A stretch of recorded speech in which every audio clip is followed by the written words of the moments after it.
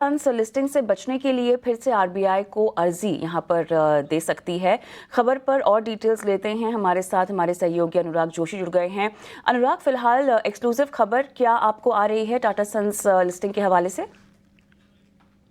Tata sons जो कि भारत के सबसे बड़े बिजनेस समूह की होल्डिंग कंपनी है, वह भारतीय रिजर्व बैंक के समक्ष एक आवेदन फिर से करने पर विचार कर रही है, जिसके तहत वह अपने वो लिस्टिंग रिक्वायरमेंट से उसे छूट मिल सके।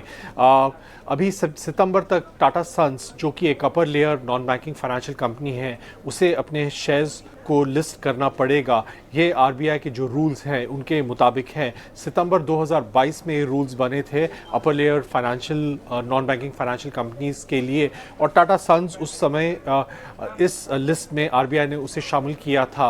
और इस जो नियम है इनके अनुसार टाटा सन्स और जो अन्य नॉन अपर लेयर एनबीएफसीज हैं उनको 3 साल का समय दिया गया था अपने शेयर्स लिस्ट करने के लिए।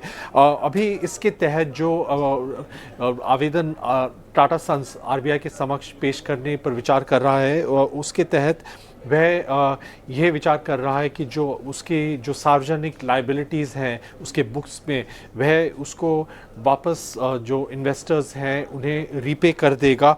और पिछले ही साल आरबीआई ने टाटा सन्स की एक आवेदन जिसके तहत वह इस लिस्टिंग रिक्वायरमेंट से छूट मांग रही थी, उससे नाकार दिया। और अभी अगर टाटा सन्स जो अपनी सार्वजनिक लाइबिलिटीज़ रीपे कर देता है तब उसे शायद आरबीआई से छूट मिल सके। और ये जो अभी नियम है उसके तहत एक अपर लेयर एनबीएफसी होने के नाते टाटा सन्स को सितंबर तक अन्यथा अपने शेयर्स को लिस्ट करना पड़ेगा।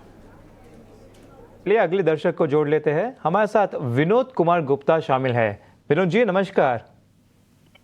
नमस्कार सर, आपको और आपकी पूरी टीम को good morning. Good morning sir, मुझे बजाज हाउसिंग फाइनेंस पर नजरिया चाहिए था, लॉन्ग टाइम नजरिया। मेरे पास सर 150 शेयर्स हैं एट द रेट ऑफ 126।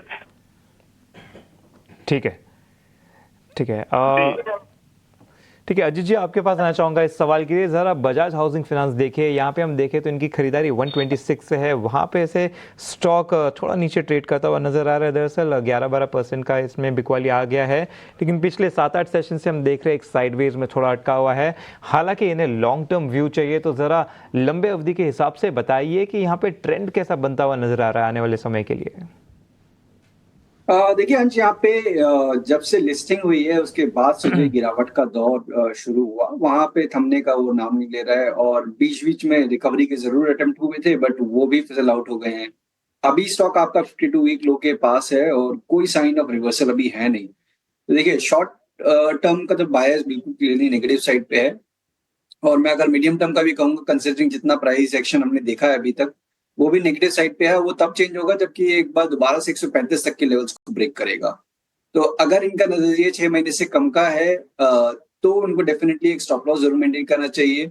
अब क्योंकि आप रिकॉर्ड लो के पास ऑलरेडी हैं, इसके 52 वीक लो के पास एक साइकोलॉजिकल 105 110 का जो जोन है, मेरे हिसाब से ये एक अगर सपोर्ट एरिया ये होल्ड करता है तो एक रिबाउंड की पॉसिबिलिटी बनती है। तो अगर 120 125 के जोन के पास दोबारा से आपको मिलता है तो आपको निकलना चाहिए। और अगर लंबी अवधि का नजरिया है, लेट्स से 1 to 2 ईयर्स का, डेफिनेटली आप बने रह सकते हैं।